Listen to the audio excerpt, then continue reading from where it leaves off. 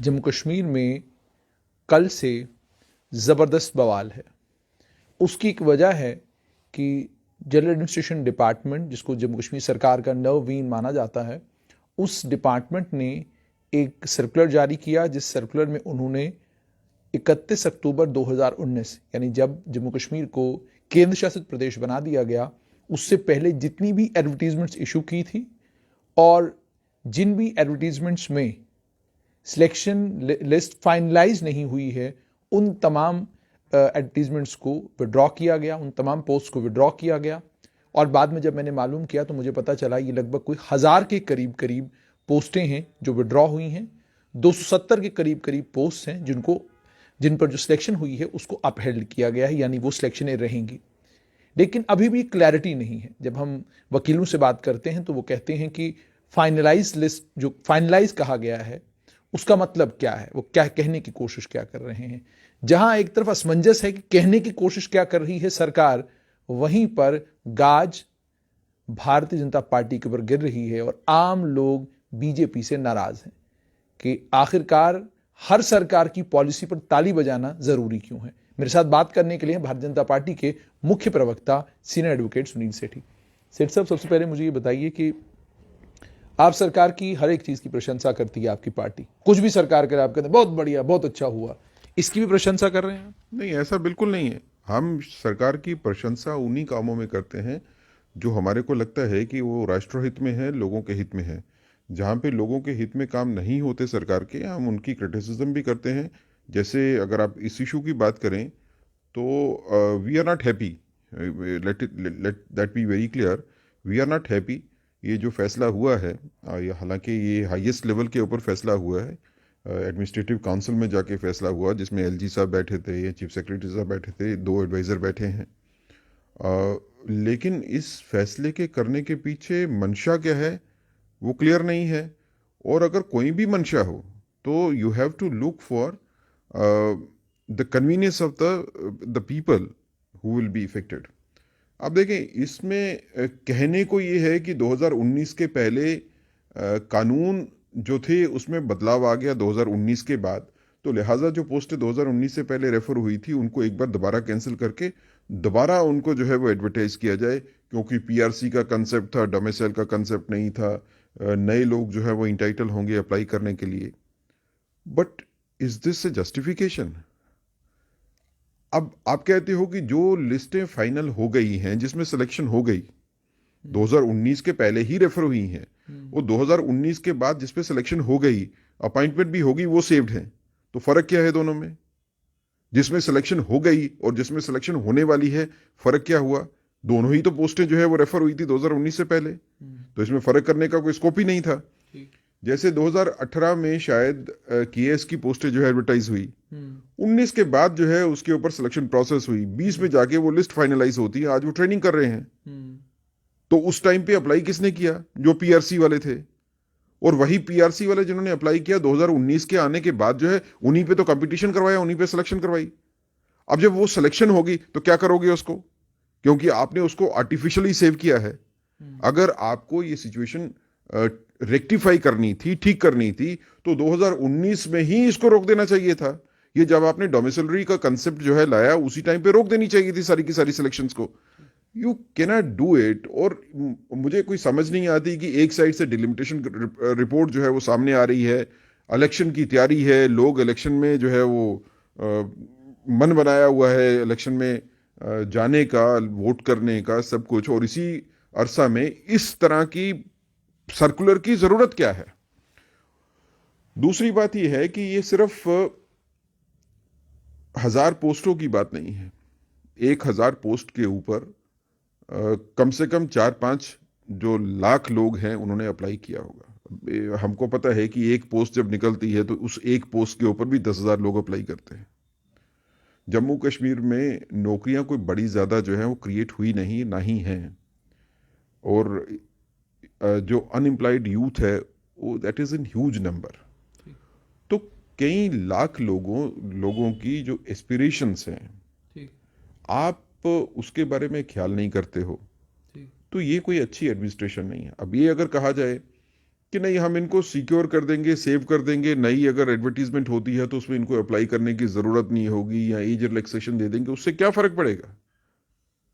जो 4 साल से नौकरियां जो हैं वो पाइपलाइन में हैं, वो 4 साल से फिर आप 4 साल पीछे लेके जाओगे उसको। और उसमें सेठ साहब बहुत सारी पोस्टें ऐसी हैं, बहुत सारी पोस्ट ऐसी हैं जिनमें सिलेक्शन का सारा प्रोसेस मुकम्मल हो चुका है, और सिलेक्शन का प्रोसेस मुकम्मल होने के बाद जब लिस्ट जो है डिपार्टमेंट को रिकमेंड होने वाली थी, उस वक्त लिस्ट जो है कुछ लोग कोर्ट चले गए और लिस्ट जो है उसका ऑपरेशन स्टे हो गया। अब उनको भी जब कहा जाएगा कि आपको 7 साल के बाद दोबारा से इम्तिहान में बैठना है, तो ये कहां से जस्टिफाई? नहीं, मैं आपकी इसी बात को आगे कहूंगा कि चाहे वो सिलेक्शन हो गई या सिलेक्शन अभी नहीं हुई है या सिलेक्शन होके जो है वो कहीं स्टे है कोर्ट में, फर्क क्या पड़ता है?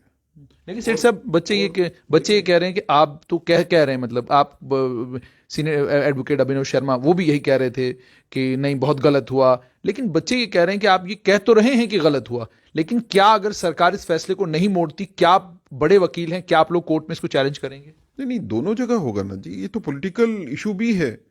अब अगर एडमिनिस्ट्रेशन जो है वो कोई इस तरह का फैसला लेती है जो कि जनहित में नहीं है, जिससे कि व्यापक अनरेस्ट होने के जो है वो चांसेस ज़्यादा हैं, यूथ में जो है इसका एक गलत मैसेज आएगा, तो भारतीय जनता पार्टी जो है वो पॉलिटिकल लेवल के ऊपर भी इसको टेकअप करेगी। मुझे लगता है कि भारतीय जनता पार्टी की तरफ से भी हमारी जो प्रेसिडेंट है रविंद्र रैना जी, उन्होंने भी बयान दिया है। आने वाले समय में हम एलजी साहब से भी मिलेंगे, उनको भी रिक्वेस्ट करेंगे कि इस तरह के फैसले जो है ये किसी तरह से भी जनहित में नहीं है, इस फैसले को वापस लेना चाहिए, इसको रिवर्स करना चाहिए। We are not supporting any such decision जो कि जनता के हितों के खिलाफ होगा या यूथ के खिलाफ होगा। दूसरा मैं ये कहना चाहता हूं कि ये क्या आप उसको कोर्ट में चैलेंज करेंगे? मैं आपको दूसरा मैं ये कहना चाहता हूं कि इससे लार्ज स्केल लिटिगेशन होगी। अगर गवर्नमेंट में बैठा हुआ कोई आदमी ये सोचता है कि इस सर्कुलर को जो है वो लोग एक्सेप्ट कर लेंगे और उसके ऊपर लिटिगेशन नहीं होगी और फिर प्रोसेस सिलेक्शन की दोबारा शुरू हो जाएगी, नहीं होगा। इस पे लिटिगेशन होगी। जिन लोगों के राइट वेस्टेड हैं, जिनकी सिलेक्शन होने के बाद किसी स्टेज के ऊपर सिलेक्शन पहुंच के रुकी हुई है, वो क्या अपने राइट्स जो वेस्टेड राइट्स है उसको खत्म कर देंगे?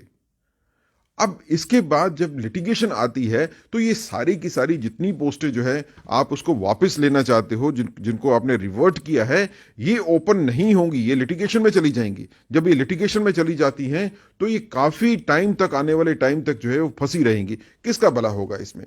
दूसरी बात ये कि जिन्होंने अप्लाई किया था 2019 के पहले की जो रेफर्ड पोस्टें हैं, उसमें चाहे वो 2019 के पहले एडवर्टीजमेंट हुई थी या 2019 के बाद में एडवर्टीजमेंट हुई थी, वो एक अलग से क्राइटेरिया आ गया। तो जिन्होंने भी अप्लाई किया वो कोई नॉन डोमिसाइल तो नहीं है। अब डोमिसाइल में पीआरसी का कंसेप्ट जो है वो इनलार्ज जरूर हुआ, लेकिन पीआरसी में से कोई ऐसा तो नहीं था जो डोमिसाइल नहीं बना, निकल गया बाहर।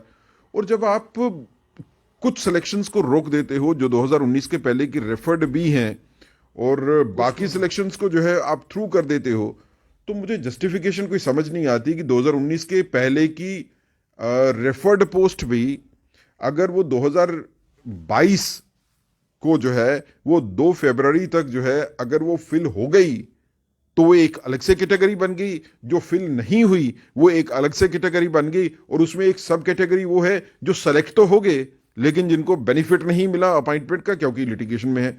अब ये सब आर्टिफिशियल जो है क्रिएटेड चीजें हैं, इसके पीछे जो सोच है वो क्लियर नहीं है। और ये कैसे शुरू हुआ, कहाँ से ये शुरू हुआ, ये जरूर एक चर्चा का विषय होगा कि इस तरह के जो इश्यूज हैं वो क्रिएट क्यों किए जाते हैं। सर सब कुछ लोग तो से ज्यादा नुकसान होगा हमारे को एसएसआरबी की पोस्टों पे। जो छोटी पोस्टें हैं जो एसएसआरबी को रेफर्ड हैं वो भी डिफर हो रही हैं, और उससे जो छोटे वाला तबका है, जो छोटा जिनकी क्वालिफिकेशन जो है वो ग्रेजुएशन होगी, जो अप्लाई कर रहे हैं पोस्टों के ऊपर, those will be largely affected, और एक गलत मैसेज जो है वो समाज में जाएगा। लोग ये भी कह रहे हैं कोई खींचतान है लेफ्टिनेंट गवर्नर के दफ्तर के बीच में और दिल्ली में कुछ नेता हैं उनके बीच में कोई खींचतान चल रही है। कहते हैं उस खींचतान का नुकसान जो है वो इन लिटिगेंट्स को जो है वो झेलना पड़ रहा है। देखिए, किसी के बीच में भी खींचतान होगी, लेकिन सरकार की और जनता के बीच में खींचतान नहीं होनी चाहिए, मेरा ऐसा मानना है।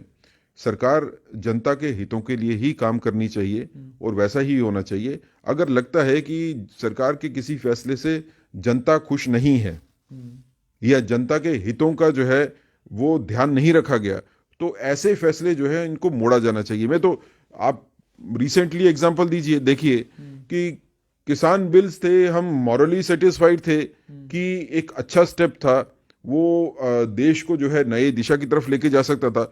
लोगों ने एक्सेप्ट नहीं किया, लोगों को लगा कि लोगों के हित में नहीं है, तो प्रधानमंत्री जी उसको वापस लेते हैं। यहां पे तो लोगों के हित भी नहीं है, और जब लोगों में लार्ज स्केल जो है वो अपोजिशन है, मैं सुबह से कल से इनफैक्ट जो है नंबर ऑफ यूथ्स जो है they are contacting me also, they are contacting the parties कि ये क्या हो रहा है।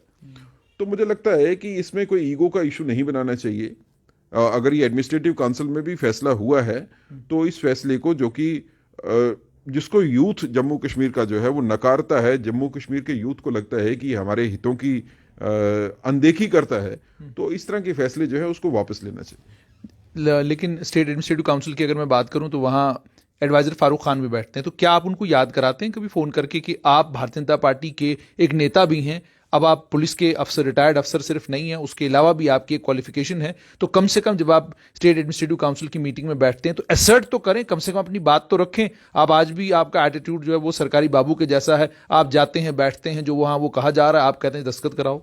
देखिए, ऐसा है कि एडमिनिस्ट्रेटिव काउंसिल में कौन आदमी क्या बोलता है, किसने अपोज किया, किसने सपोर्ट किया, वी डोंट नो। उसके मिनट्स तो बाहर नहीं आएंगे, फैसला बाहर आता है। तो इसलिए ये सपोज करना कि किसी ने अपोज नहीं किया होगा, किसी ने चुप करके साइलेंटली कहा होगा, इट इज टू स्पेकुलेटिव। लेकिन ये जरूर है कि एडवाइजर, अगर आप फारूक खान साहब की बात करें तो वो पुलिस के सीनियर ऑफिसर तो जरूर रिटायर हुए, लेकिन उसके बाद वो भारतीय जनता पार्टी में बहुत बड़े नेता थे और बड़े अहम मुकाम पे वो पार्टी में भी पहुंचे, नेशनल सेक्रेटरी पार्टी के रहे, और पार्टी के साथ उनका राब्ता जो है वो अच्छी तरह से कायम है। जब भी हमारे को कोई दिक्कत आती है तो फारूक खान साहब से बात करने में हमें कभी कोई दिक्कत आई नहीं, कोई परहेज हमने भी नहीं किया और परहेज उन्होंने भी नहीं किया सुनने में। इसी तरह से एलजी साहब से भी भारतीय जनता पार्टी की कम्युनिकेशन में कहीं गैप नहीं है। गैप नहीं है, लेकिन वो आपकी सुनते नहीं, ये तो क्लियर है। ऐसा नहीं है, कहीं गैप कम्युनिकेशन में नहीं है। जो बात हम एलजी साहब के पास रखते हैं उसको सीरियसली लिया जाता है। ये भी नहीं है कि हमारी बातों की अनदेखी होती है, और ये भी जरूरी नहीं है कि भारतीय जनता पार्टी की खाली बात सुने, बाकी पॉलिटिकल पार्टी अपने एडवाइजर की तो सुन सकते हैं। ऐसा तो लगता है कि वो एडवाइजर की भी नहीं सुनते, क्योंकि जो जिस तरीके से आप, जैसे आप कह रहे हैं कि नहीं वो बात रखते हैं, बात रखी होगी, लेकिन जो वहां पर मान लीजिए जो भी लोग वहां दाएं बाएं बैठे हुए थे, जाहिर सी बातें सारी बाहर आती हैं, तो पता चलता है कि नहीं, बेहतर यही रहता है कि जो कहा जा रहा है कि ठीक है आप भी कहिए कि बहुत अच्छा है, हो गया, बहुत है, ठीक है, ये प्रोग्रेसिव स्टेप है। देखिए, दाएं बाएं से तो बात बाहर आने का चांस है नहीं। ये तो आप मेरे साथ ब्लफ कर रहे हैं, क्योंकि वहां पर तो मीटिंग में टोटल 4 ही आदमी होते हैं, 5वां आदमी तो होता नहीं है। 2 एडवाइजर हैं, चीफ सेक्रेटरी साहब हैं और एलजी साहब हैं। लिहाजा वहां पे अंदर में क्या बात हुई वो मैं नहीं कह सकता हूँ, और अगर मैं बात करूं भी किसी से, मुझे पता भी चले, तो even then it will not be good for us to आप मतलब पूरा डिफेंड करें, आप ये कह रहे हैं कि उन्होंने युवाओं की बात वहां पर की होगी। नहीं, मैं मानता हूं, अगर भारतीय जनता पार्टी के इतने कदावर नेता जो हैं आज एडवाइजर की पोजीशन में हैं, तो ये जरूरी है कि जम्मू कश्मीर को आज के दिन में एडमिनिस्ट्रेशन में शायद उनसे ज्यादा जो है कोई जानता नहीं है, जो उन्होंने मिलिटेंसी में लड़ाई लड़ी है और जो जैसे उन्होंने नजदीक से जम्मू कश्मीर को जाना है। मुझे पूरा फेथ है कि वो हमेशा जम्मू कश्मीर की बात रखेंगे, और इसी तरह का फेथ जो है मुझे एलजी साहब के ऊपर भी है कि एलजी साहब भी हमेशा जम्मू कश्मीर को ध्यान में रख के ही फैसले करेंगे। लेकिन ये फैसला जो है वो जम्मू कश्मीर के युवाओं को ध्यान में रख के शायद नहीं हुआ है, तो इसलिए मुझे लगता है कि इस पे कोई ईगो का इशू नहीं बना के इस फैसले को वापस लेना जो है वही सबकी बेहतरी में होगा।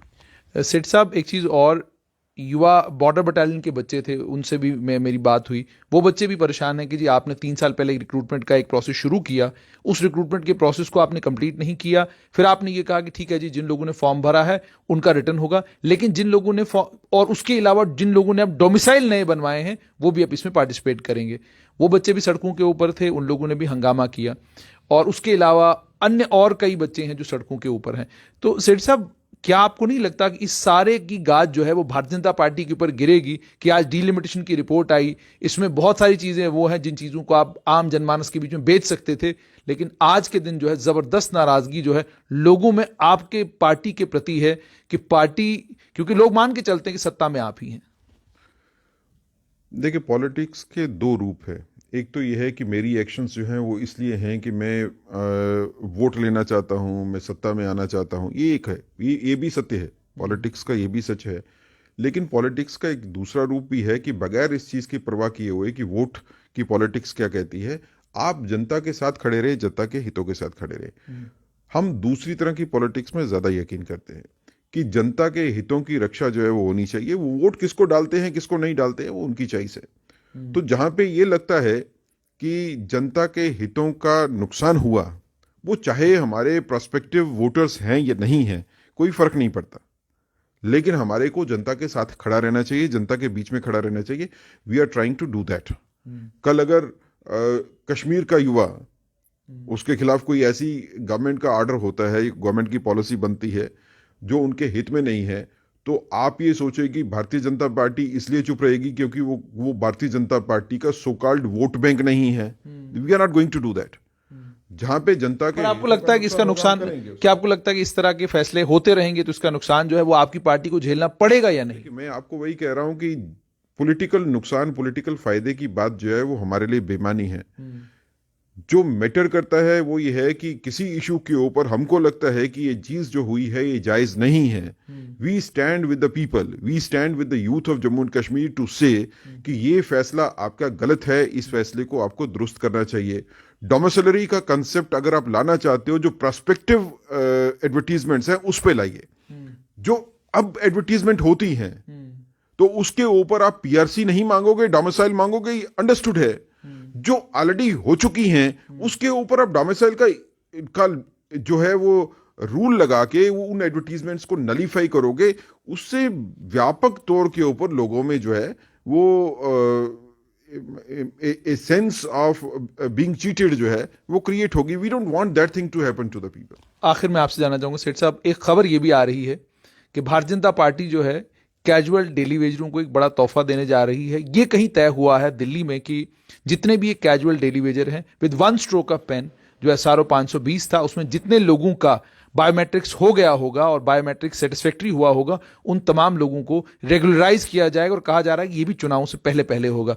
क्या इसमें कोई सत्य है या ये अफवाह उड़ाई गई है? देखिए, कुछ फैसले जो हैं वो अपने वक्त पे ही पता चले तो ज्यादा बेहतर होते हैं, चाहे वो कैजुअल लेबर्स की बात हो, वीडीसी की बात हो, इस तरह के बाकी जो इश्यूज हैं उनके ऊपर। क्या ये आपकी प्लेट पर है, बीजेपी की प्लेट पर है?